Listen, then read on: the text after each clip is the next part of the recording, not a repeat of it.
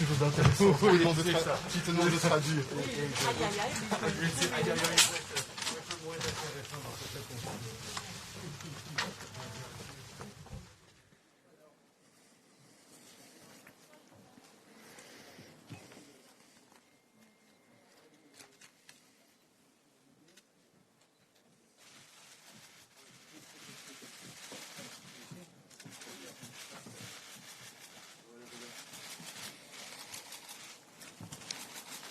Welcome to this press conference following the EU-Canada summit. Good morning to everyone. Bonjour, Monsieur le Premier Ministre. Welcome, good morning, Prime Minister. President of the Council and the President of the Commission.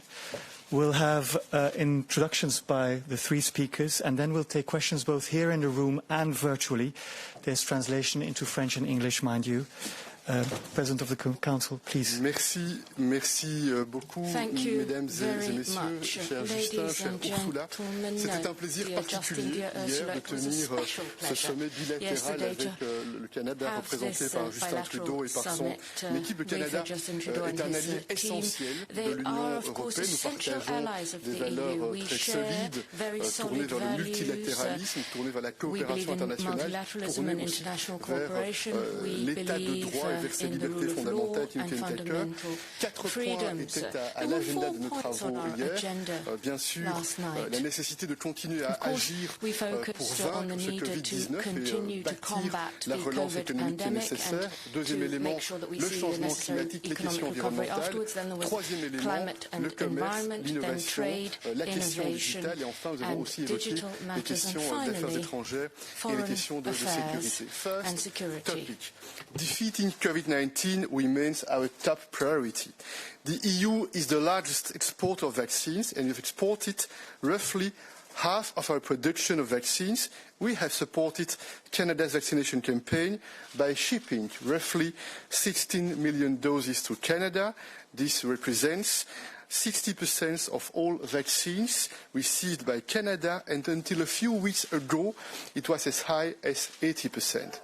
With Canada, we are stepping up our efforts to ensure universal access to vaccines, diagnostics and treatments, and the EU is a top contributor to COVAX with 3.2 billion euros. We also plan to share at least 100 million doses of vaccines by the end of this year, and we have mobilized 1 billion euros to increase global production of vaccines in developing countries. We also took the decision to launch a new Canada-EU dialogue on health. And when we speak about the future, that also means being better prepared for future pandemics. We are working together to strengthen the WHO, and I welcome Prime Minister Trudeau's support for this idea of an international treaty on pandemics in the framework of WHO. The EU and Canada are also banding together to ensure a green, innovative and inclusive recovery that creates good jobs. We support global efforts to provide additional support to low-income countries to recover. Nous avons aussi abordé les questions de changement climatique. Je voudrais me concentrer sur cet objectif commun, la neutralité climat à l'horizon 2050. Et je voudrais aussi indiquer que nous avons eu un débat intense hier sur deux sujets extrêmement importants. La question du prix du carbone, la nécessaire garantie de travailler pour qu'il y ait convergence sur la manière d'atteindre des objectifs ambitieux et en lien avec le prix du carbone, la question de la finance verte est aussi très certainement un sujet qui doit nous mobiliser pour tenter de progresser vers une convergence en termes de standards communs pour mobiliser les capacités financières du secteur privé grâce à des objectifs clairs fixés par les autorités politiques sur le plan national et sur le plan international. This year, we celebrate the 5th anniversary of the signing of CETA. This agreement is good for our citizens, for our businesses, and for our economic recovery. And we see eye to eye on the need to strengthen, modernize and reform the WTO for the future. Moving forward, we must ensure the security of critical minerals and metals value chains, and we agreed to launch an EU-Canada strategic partnership on raw materials. We'll continue to enhance our cooperation on research, innovation and space. Et enfin, nous avons eu l'occasion, dans la prolongation d'ailleurs de débats intenses tout au long du week-end en lien avec le G7 en Grande-Bretagne, d'aborder les questions de sécurité internationale. Je voudrais réaffirmer ici encore notre engagement pour la coopération internationale pour le multilatéralisme et notre conviction que nous sommes dans un moment de l'histoire des relations internationales plus que jamais. Les démocraties, les sociétés libérales doivent se tenir debout pour porter nos valeurs fondamentales, pas simplement pour réagir quand nous sommes mis sous pression par les régimes autoritaires, mais pour agir afin de démontrer que nos modèles de coopération sont efficaces et permettent d'améliorer les libertés, d'améliorer les conditions de vie de nos citoyens. On a aussi l'occasion, bien sûr, d'aborder des questions plus spécifiques en lien avec des situations régionales. Et bien sûr, nous nous tiendrons disponibles pour réagir en cas de questions sur ces questions plus particulières. D'un mot, vous l'avez compris, la relation Union européenne-Canada est solide, elle est étroite. Et cette rencontre hier soir a été l'occasion de donner un élan supplémentaire, d'identifier les points spécifiques pour lesquels nos équipes vont continuer dans les mois qui viennent à travailler. Il y a un canal de dialogue permanent entre le Canada et l'Union européenne que nous avons décidé de renforcer, de conforter parce que nous mesurons bien que cette coopération elle est utile pour l'Union européenne, pour le Canada, mais aussi pour faire progresser des sujets d'intérêt international. President. Madam President, you have the floor. Thank you so much. A very warm welcome to you. Justin, it's so good to have you here in Brussels. Of course, we did have excellent exchanges at G7, but meeting you here in Brussels gives us as Europeans the opportunity to let you know how much we value our very special partnership with Canada. We do share the same interests, we have the same values, we share the same worldview, and we have the same understanding that it is multilateralism that we want to strengthen to address today's global challenges. So indeed, yesterday we explored ways to deepen this partnership. First of all, let me have a look at the health topic. We will work hand in hand to overcome this pandemic. And indeed, the very first topic is always vaccines. There is a high demand for global vaccines. We want to make sure that Canada knows that you can count on us, that you can count on the European solidarity. Canada is the EU's top 4 export destination for COVID-19 vaccines.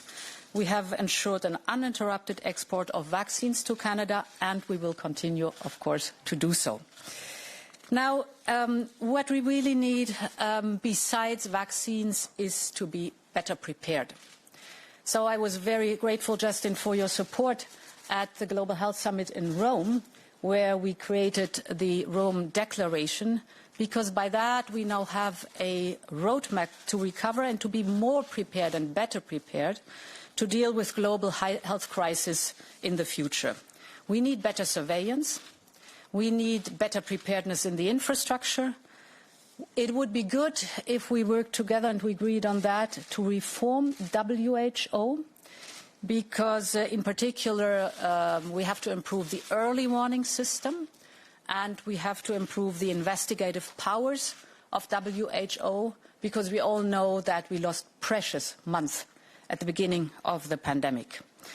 And as part of these lessons learned, yesterday we decided to launch an EU-Canada dialogue on health. So we will share expertise, we will share lessons learned and practices that are best practices to be better prepared and work closely together on these issues. We also discussed how to ensure that new technologies like mRNA come to Africa or, for example, Latin America. And one important step here is to find a consensual form within the TRIPS agreement. So here also thank you for the cooperation. On climate change, EU and Canada will also work closely on fighting climate change. We count on Canada as our strong ally in this fight. We have discussed the way to global carbon pricing. That would be ideal if we have many supporters on carbon pricing. But of course, also in that context, how to sustain our competitiveness and the question of industrial transition and how to prevent carbon leakage. Both Canada and the European Union have an ambitious climate agenda. And we both know that it is not only about goals. It's good to have good, strong goals, ambitious goals. But it's about how to get to those goals. And there we offer to coordinate closely before Glasgow, because we need an ambitious agreement on with the international community to make Glasgow, the COP26, a success. I very much welcome Canada's commitment to tackling the loss of biodiversity and your decision to join the EU in banning single plastic use, because we also need to team up on our way to Kunming, to the COP15. Our planet needs us, and it needs us to set an ambitious global biodiversity framework for the COP15. It should be like the Paris Agreement, but now for biodiversity. Speaking of sustainability, we agreed on building a strategic partnership on raw materials. We, as Europeans, want to diversify our imports away from producers like China, because we want more sustainability, we want less environmental damage, and we want transparency on labor conditions. These raw materials, like, for example, critical minerals and metals, are indispensable for the green and the digital transition. On trade, we had the occasion to reaffirm our commitment to the full implementation of CETA. It is a crucial asset for our economies on our way to recovery. And the figures are quite telling. If you look at 2019, trade between the European Union and Canada increased by 25% for goods and by 39% for services compared to the pre-CETA levels. So it is good for jobs, it is good for growth on both sides of the Atlantic. And for that, we should work together to solve the issues that prevent CETA from unleashing its full potential for jobs and growth. Finally, let me mention research. As you know, the next EU budget for the next 7 years is in place, and it includes a very substantial envelope for research and innovation, our Horizon Europe program.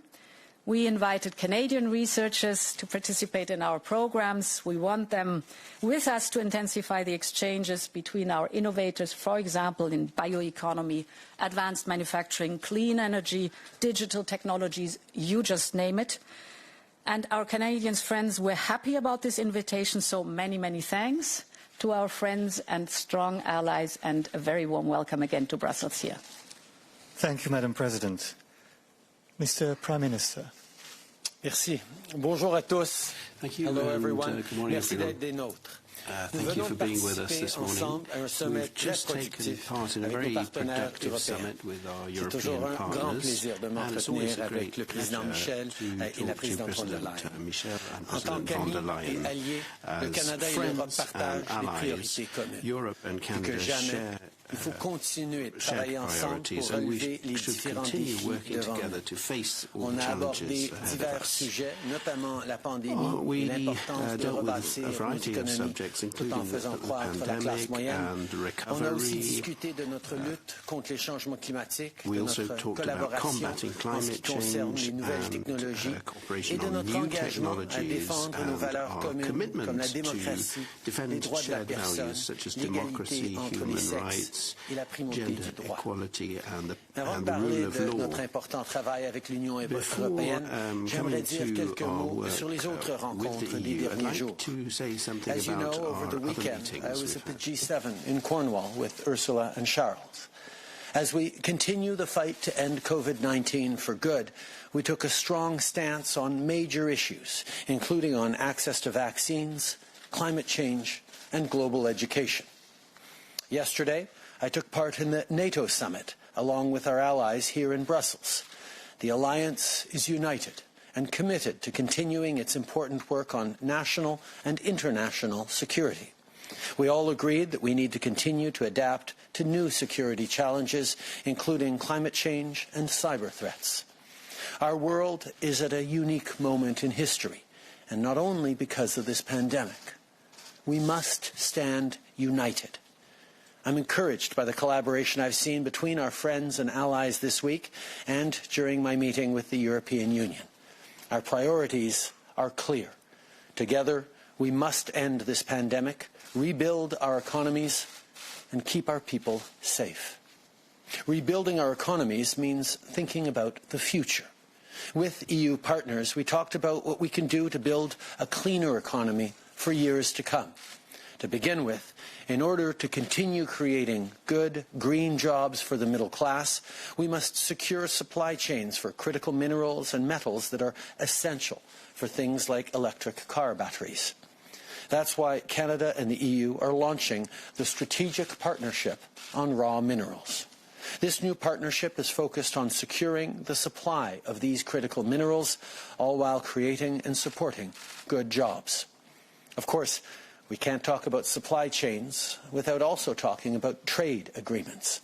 On that front, Canada and the EU are continuing our partnership under CETA to create opportunities for workers and businesses alike on both sides of the Atlantic. During our summit, we advanced our work to adopt a mutual recognition agreement that would simplify border procedures while enhancing security measures. This agreement will further speed up the flow of trade between Canada and the EU and contribute to the safety and security of all Canadians. We know that we've worked very hard together, the Europeans and Canada, over the past number of years. Even as other countries were slightly more protectionistic, we were able to get many things done during an uncertain time on the global stage, which led us to strong advances for our citizens, for our economies, advances that we are continuing to build on today as we move forward at an even accelerated pace. Our government will continue to ensure all Canadians benefit from these progressive trade deals, including farmers, small and medium-sized business owners, women entrepreneurs, and the middle class. That's what Building Back Better is all about, an economy that leaves no one behind. And at the heart of that more resilient economy is climate change. Les changements climatiques et la perte de biodiversité sont des menaces existentielles. En plus de continuer nos efforts pour atteindre la carboneutralité d'ici 2050, le Canada et l'Union européenne vont renforcer leur collaboration pour développer des mesures et des technologies qui feront en sorte que la transition énergétique soit équitable pour tous. Parce que la santé de notre économie et la santé de notre planète sont liées. Plus on va créer de bons emplois verts, plus on va permettre à nos enfants de respirer de l'air propre. Et pendant qu'on travaille pour réduire nos émissions, on doit aussi en faire plus pour protéger nos terres et nos océans. On parle souvent d'une économie plus verte, mais il ne faut pas oublier de parler d'une économie plus bleue aussi pour nos océans. À ce sujet, avec l'Union européenne, on va lancer le Forum de partenariat maritime qui aura pour but d'améliorer la collaboration entre les entreprises, les gouvernements et les autres partenaires afin de mieux protéger nos océans. On veut également s'assurer que notre agriculture soit plus durable. C'est pourquoi, suite à ce sommet, on va lancer une série d'initiatives qui aidera à informer et à faire la promotion d'une agriculture plus propre auprès des agriculteurs, des producteurs et d'autres organisations. On s'engage tous à continuer de prendre des mesures concrètes pour protéger notre environnement parce que notre santé et notre sécurité en dépendent. When it comes to health and safety, job one remains ending this pandemic. And as we do that, we have to continue strengthening our health systems for today and for the future. To support pandemic prevention, preparedness and response, we will launch the Canada-EU Dialogue on Health. This will help Canada and Europe share more information, identify emerging health threats, and work together to keep people healthy, including through mental health support. And on the subject of the pandemic and vaccines, I want to pick up on what both Ursula and Charles talked about and say thank you. Thank you not just to European leaders, but to workers across Europe who've been getting the world through this pandemic by producing life-saving vaccines. Canada's friendship and close alliance with Europe is certainly something that we have counted on, but we will continue to work together to make sure that in the future, Canada continues to be a strong partner to get us all around the world through pandemics like this. Whether it's creating jobs or ending the pandemic, whether it's making our economies more competitive in the digital world or standing up for our shared values around the globe, together, Canadians and Europeans will continue to build a better future. Alors qu'on s'apprête à rebâtir suite à la pandémie, le partenariat entre le Canada et l'Union européenne est plus fort que jamais. Que ce soit suite au sommet d'aujourd'hui ou suite aux autres sommets de la semaine, je suis optimiste quant à notre volonté commune de créer un monde plus propre, plus inclusif et plus sécuritaire. On a encore beaucoup de défis devant nous. On va continuer de travailler ensemble pour les relever.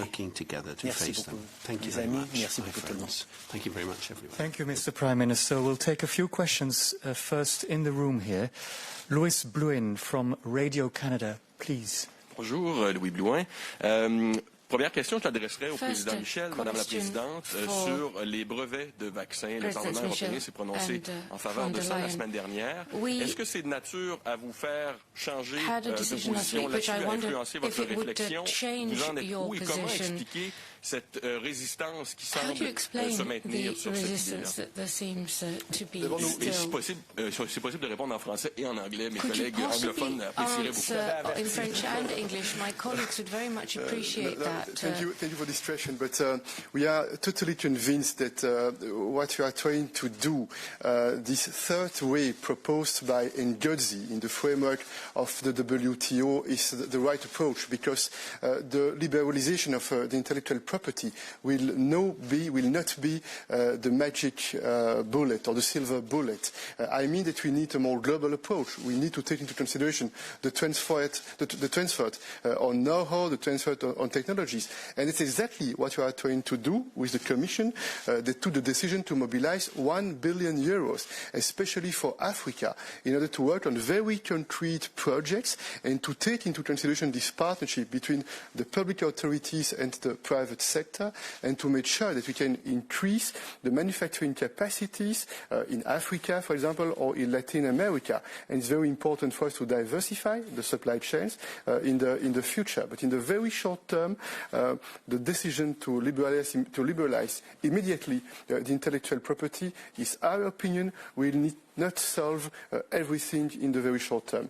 En français, en un mot, nous sommes totalement convaincus que l'approche la plus pragmatique, la plus concrète, on a beaucoup discuté dans le cadre du G7, c'est l'approche globale. C'est faire en sorte que, bien entendu, nous puissions, au cas par cas, prendre en question cette question de propriété intellectuelle dans le cadre d'un partenariat public-privé avec les autorités d'un certain nombre de pays, notamment en Afrique et en Amérique latine. Et la simple proposition de libéraliser la propriété intellectuelle ne va pas résoudre par magie cette question de la production de vaccins. On sait bien que produire un vaccin n'est pas produire un produit ordinaire. Il ne s'agit pas de mettre sur Internet la recette que chacun dans sa cuisine puisse produire des vaccins. Il faut prendre en compte de manière plus large les transferts de technologie, les transferts de know-how. Et nous constatons que cette position est de plus en plus la position vers laquelle nous nous dirigeons. On a eu l'occasion aussi, en mars du G7, de discuter par exemple avec le président sud-africain de ce sujet-là, de constater qu'il y a de plus en plus de points de vue communs, pragmatiques, afin de progresser sur cette importante question. Indeed, concerning the TRIPS agreement, first of all, there are two proposals now on the table of WTO, one from India, South Africa, and one from the European Union. And we're working closely together to find a consensual approach to have, in the end, a final text. Because we share the same goal. We want that in a crisis like this pandemic, manufacturing possibilities and capacities rapidly can be brought to a region that is at the moment being not in the position to produce, for example, vaccines. Now the question is, what is the best approach? There was the proposal of waiving IP rights. IP rights are the reward for innovation and breakthrough research. And the IP rights themselves do not tell the whole story of how to produce successfully a vaccine. Therefore, there is this new proposal on the table to reach that common goal, to have compulsory licensing in a crisis time like this pandemic. Of course, today we have already a lot of voluntary licensing, very successful. But with this compulsory licensing, you can combine that the remuneration of the IP rights is also decreased to the level that is necessary for those countries to manufacture, for example, at no profit or low costs. And I've been speaking with Cyril Ramaphosa during the G7, so I'm positive that we will find a consensual text, that we reach our common goal, that in crisis times, rapidly, it's a matter of speed, rapidly, the possibility to manufacture new vaccines is being brought to countries or regions that do not have it. And for that, we are showing with our initiative with Africa how this can work. You need the private sector, the producing companies. You need public investment, for example, by the European member states or the European Commission. And you need support for the legal framework, the regulatory framework, where we're working with our African friends on establishing an African Medicines Agency that enables the creation of an ecosystem to produce manufacturing capacities. The companies like BioNTech Pfizer or, for example, Johnson & Johnson are very interested in this model. There's a lot of finances of private investment that wants to go in these eco-schemes. What we do as a public sector is de-risk this financing and therefore enable the production of manufacturing vaccine. Résistez à l'idée de vous prononcer publiquement là-dessus, de vous prononcer en faveur de cette idée-là. Est-ce que vous craignez les conséquences que ça pourrait entraîner de vous mettre à dos les entreprises pharmaceutiques, autrement dit, la main qui vous nourrit essentiellement? Au contraire, je pense que vous voyez à quel point c'est un enjeu complexe et on partage tous le même but d'assurer que partout dans le monde, on ait accès à des vaccins efficaces et sécuritaires pour passer à travers le plus rapidement de cette pandémie possible. Mais comme mes amis ont dit, c'est pas juste une question de prendre une baguette magique pour le faire. Il va falloir qu'on travaille pour s'aligner, pour s'assurer qu'on puisse réellement livrer ces vaccins rapidement, to make sure that the vaccines can be delivered in all sorts of different ways, but as quickly as possible. And we need to get the best possible tools ready if there is going to be another pandemic. Canada is working with all our partners, in particular in the WTO, to ensure that people's health is protected throughout the world and that we get through the pandemic as quickly as possible. What has been highlighted so clearly by my friends and colleagues here is that this is a complex situation. It's not just finding a single silver bullet that's going to suddenly result in vaccines everywhere around the world. There are complexities that need to be worked through, and Canada from the very beginning has been engaged with our allies, with our WTO partners, to ensure that that goal we all share of getting people all around the world vaccinated safely and securely as quickly as possible is met using all the tools at our disposal. And that's something that is shared by governments all around the world, by pharmaceutical companies, by everyone who wants to see us end this pandemic everywhere so we can end it in each of our countries. That's what Canada has been working on alongside our friends, and we will continue to. Next question is for Murray Brewster from CBC. Morning. Good morning. Prime Minister, I have a domestic question for you.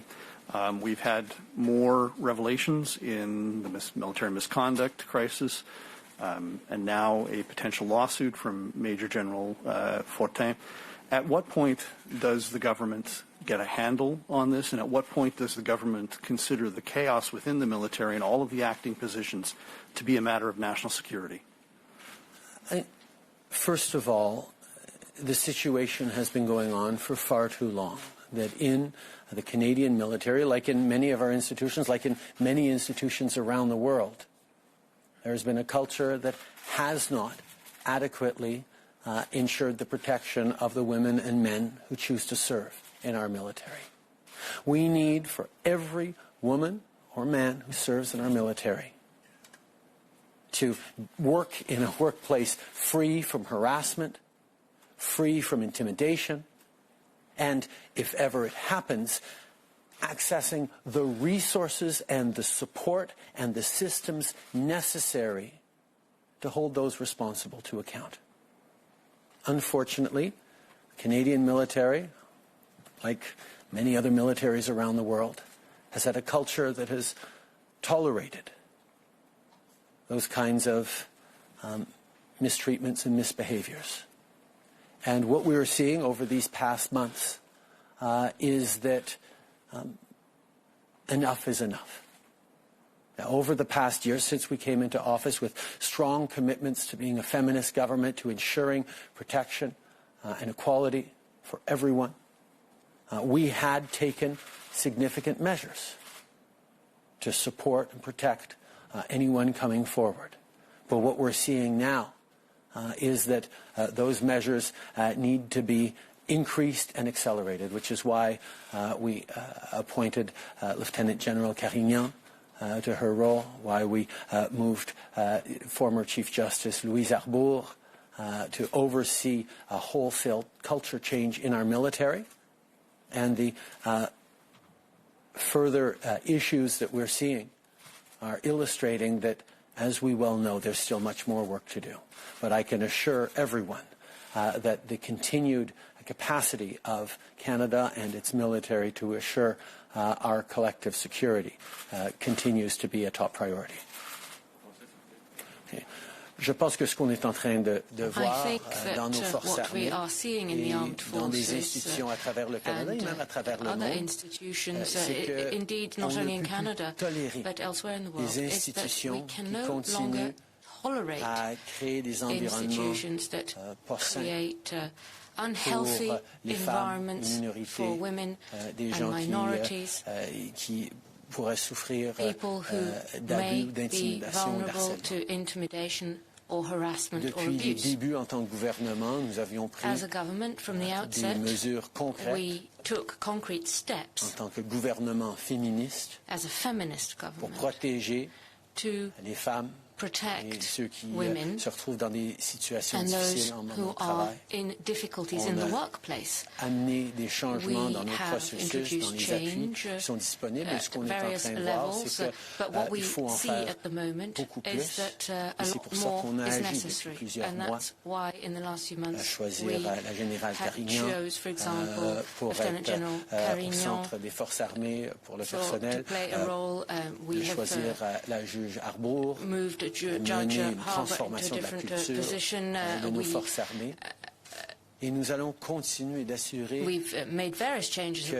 quiconque choisit de servir dans nos forces armées a des appuis, d'abord, soit dans des circonstances d'une culture où il y a tolérance zéro pour l'harcèlement, les agressions, l'intimidation, et deuxièmement, si jamais il y en a qui arrivent, ils aient toutes les ressources, tous les appuis nécessaires pour pouvoir livrer un processus juste et équitable pour rendre des comptes. Process that can be introduced so that Major General Fortin, in what was filed yesterday, has said that he felt that his removal was arbitrary, and I'm wondering if you are confident that his removal was handled appropriately. I made a number of comments on this situation when the news first broke a few weeks ago, but because it is now before the courts, I won't be making any further comments. Next question is for Stephanie Taylor. Stephanie. Thank you. Prime Minister, the other day you talked about as more Canadians get vaccinated is when you will consider donating more surplus vaccines. Some countries are now looking at giving their residents a third dose to boost protection. So is Canada considering giving away surplus vaccines is Canada considering giving Canadians a third dose of vaccine? And if so, will we be waiting to donate a surplus until Canadians get a third shot? Thank you, Stephanie, for your question. Obviously, with the announcement we made at the G7 on 100 million doses that Canada and 2 billion through the G7 is directing towards the rest of the world, we are already recognizing, as we have from the beginning, that even as we vaccinate Canadians, we need to be engaged in protecting the world, which is why we moved forward quickly in partnerships on COVAX, why we are one of the 4 countries in the world, including Germany and others, that have fulfilled and even surpassed our Act A commitments. And we will continue to ensure that we are ending this vaccine everywhere, so we can end it in Canada, this virus everywhere, so we can end it in Canada. Every step of the way, we have based our decisions on vaccinations, on health measures, on the best advice of experts, on the recommendations of our top scientists and doctors, and we will continue to do so. And every indication is that full vaccination requires 2 doses, and that's what we're focused on. Okay. Depuis le début, nous comprenons à quel point c'est important non seulement de vacciner les Canadiens, mais de participer dans l'aide pour la planète entière, parce qu'on ne finit pas de cette pandémie nulle part si on n'en finit pas partout. C'est pour ça que dès le début, on était un des partenaires les plus présents dans COVAX, et qu'on est maintenant un des 4 partenaires qui a rempli toutes ses obligations par rapport à have fulfilled all their obligations under the acceleration program, and will continue to be committed to COVAX, but also committed to Canadians' health. At every step of the way, we have to base ourselves on experts' advice, scientists' advice in relation to the health of Canadians. And up till now, all the recommendations have been saying that a complete vaccination requires 2 doses. President Michel, I see that Canada is not yet added to the European Union's tourism safe list, its white list, and international travel vaccine certification is certainly something I'm sure all of you have been speaking about and negotiating about. So what date can fully vaccinated Canadians be able to come to Europe for non-essential travel? We have decided in Europe to cooperate and to decide on a COVID certificate with all the member states, and we think it's very important also to cooperate with third country in order to make sure that in the next weeks, in the next months, we can make progress in order to re-establish the free movement of people, the free movement of travelers. We are working with the Commission, with the European Parliament, and with our friends everywhere in the world in order to try to develop a common approach. Nous avons décidé, les 27 États membres européens, avec la Commission du Parlement européen, d'établir un certificat Covid afin d'avoir le même niveau d'information sur la question des vaccins, sur la question d'un test, le cas échéant, qui a été administré, ou sur la question d'une contamination antérieure qui donne des anticorps. C'est une première étape importante. Nous avons décidé de mettre en place en ce certificat à l'horizon du mois d'été, du mois de juillet. Nous souhaitons coopérer avec tous nos partenaires pour le plus possible, avoir une démarche de réciprocité qui permet de réinstaurer progressivement la libre circulation des personnes, à la fois les personnes qui circulent à l'intérieur de l'Union européenne, mais également les citoyens qui viennent depuis l'extérieur de l'Union européenne. Next question is for David Hessenhorn from Politico. David. Thanks very much, Barron. Mr. Prime Minister, you mentioned the context of your other meetings that you participated in, and given the unpredictability of your Anglophone friends in recent years, and I don't just mean Trump or Brexit, you mentioned the vaccine issue where you found the EU reliable. I wonder, would you support greater EU military integration so that the EU could you envision the EU having military capabilities to the point where your colleagues would participate in NATO summits as they did at the G7, or do you have other priorities on which you'd like to see Canada and the EU leading on the world stage? Obviously, there are so many priorities in which Canada and the EU are working together very closely, that we're always looking for new ways to do things together. But as the other founding transatlantic member of the NATO alliance, I can say that NATO has been extraordinarily impactful in ensuring the safety, security of Europe, not just in the Cold War, but very much in a relevant way today. Canada is leading a battle group in Latvia. We're present with troops in Ukraine. We are part of and integrated into European defense already. In terms of internal discussions that the EU may be having with its member states and with NATO, I will leave that to them. Well, maybe we could ask the EU presidents their thoughts, but also if you could tell us a little bit about maybe your conversations on some of the wrinkles that have come up, as they always do, with CETA, and do you envision the way you've been able to talk to Canada on the trade issues as a potential model for working out some of the concerns that have come up in the trade agreement with the UK? Maybe one word about our cooperation at the level of defense. We intend indeed to cooperate in order to strengthen this very important alliance. And indeed, we have also tried at the level of the European Union to reinforce the partnership with NATO. You remember that a few months ago, Jens Stoltenberg participated in a meeting of the European Council. It's a very strong signal that we want to stand, because if we want a strong alliance, it's very important that all the partners are strong. This is one first point. About trade, about the CETA, probably the Commission will react on that, but we had indeed the opportunity to observe the important progress made because of CETA in both interests, Canada but also the European Union, and we had the opportunity to discuss some more concrete topics in order to task our team and to try to solve some elements that are important for Canada and for the European Union. This is the way we cooperate, and each summit is the opportunity to identify what are the next steps that are needed. And I remember that the last summit between Canada and the EU, it was the last summit in person, it was in the summer 2019. We had identified some topics, and we were very pleased yesterday evening to observe that we had solved the topics that we had identified in the summer 2019. So, of course, we know that NATO is the strongest military alliance in the world. And the allies also are aware of the fact that 22 member states are part of NATO. And if we speak about security and defense, I think the content is broader than the military aspect.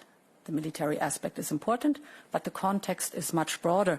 We're speaking, for example, about economic development, or about reconciliation in conflicts, or diplomatic influence in conflicts, which is also of utmost importance. Reconstruction, one of the main pillars of global security. And here, the European Union is playing a very strong role. So there's a lot of complementarity between NATO and the European Union. And then there is another aspect. As I was saying, 22 member states are the cornerstone of NATO. And important is within the European Union a high degree of interoperability. And to achieve that, the European Union has created PESCO to make sure that future investments are aligned, and that we all cherish from, for example, research and innovation that come along with these future investments. And we also know that there's an enormous spillover into the civil industry, civil research and innovation. And therefore, it was a good step forward to organize the Europeans in the PESCO to make sure that development of military equipment is harmonized and has a common pursuit. But as I said, if you look at both entities, the European Union and NATO, they are strongly complementary because you need a broader approach to the definition of security. And what CETA is concerned, I think it's in both our interest to convince our constituency. And I've seen an interesting number that the EU exports to Canada are growing at a way stronger pace compared to the overall EU exports to the rest of the world. So threefold more was the growth of exports towards Canada than to the rest of the world. And that shows CETA is working. CETA is good for jobs. CETA is good for growth. And this, I think, should be convincing to our constituencies and also to the member states who still have to do some homework. And is it a model for discussions with the UK, that you do this on an unemotional level when issues come up? You know that I've always said I want a new beginning with old friends, what the UK is concerned. We see that at the beginning now there are difficulties and there are serious issues that have to be solved. I'm deeply convinced with a constructive approach and with the notion that we know it's a long-term relationship we are building here, these issues can be overcome. We know that the withdrawal agreement and the protocol are the best we could have gotten in a complicated situation. It is very good that we have the TCA. And now it's our duty on both sides to make sure that it works and to implement it. I think this is our responsibility to our people on both sides. Thank you. I'll take one more question from DPA, Verena Schmitz. Are you there? Good morning. Yes, good morning, and thank you for the question. I'm Verena Schmidt-Hoffmann with the German press agency DPA. And following up on what you just said, President von der Leyen, I would like to ask you what can be done concretely to overcome the hurdles for ratification and full implementation of CETA? And if I may, I also have a second question. We understand there's a deal in the works with the United States on Airbus and Boeing tariffs. Maybe you could confirm this. Thank you. Yes. So for the first part of your question, we know that there are practical, I'd say, Justin, teething problems and issues on both sides that we have to fix and to overcome. They are very important for certain constituency, without any question. So this is our duty to work on that. And in the broader context, I think the CETA is self-explaining how important and how good it is. So the communication on that is one of the major steps forward.